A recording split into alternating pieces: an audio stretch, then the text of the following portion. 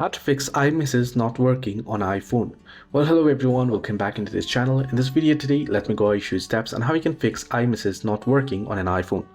Well, first things first, make sure that you have enabled the iMessage. To do so, head into settings on your device.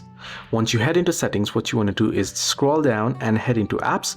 Under apps, find the messages option. Under here, you should find the messages app. Tap on it.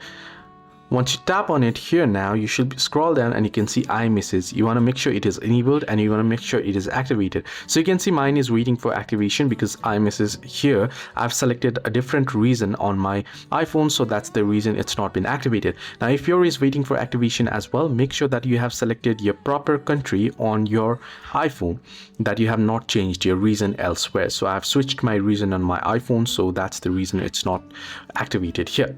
Now once you have made sure that it is activated, what you want to do is you want to check for your internet connection. Make sure you have a strong cellular or Wi-Fi connection, and you can head into the particular settings that I just showed and toggle the iMessage option off or on. Also make sure to restart your iPhone, and if there is any software updates available, you can update it as well, as iMessage will automatically get updated with it. And you also want to ensure that your date and time settings are automatic and not set to manual. Now remember, if you set it to manual, then you'll have certain errors on your iPhone, such as your App Store error and also your iMessage error. If issues persist, reset your network settings. To reset your network settings, you can head into settings on your iPhone, and once you head into settings, you can head into general. Once under general here, you should be able to find the transfer or reset iPhone. Tap on it and then tap on reset and tap on reset network settings and reset your network settings. Hope this video was helpful. Do like and subscribe.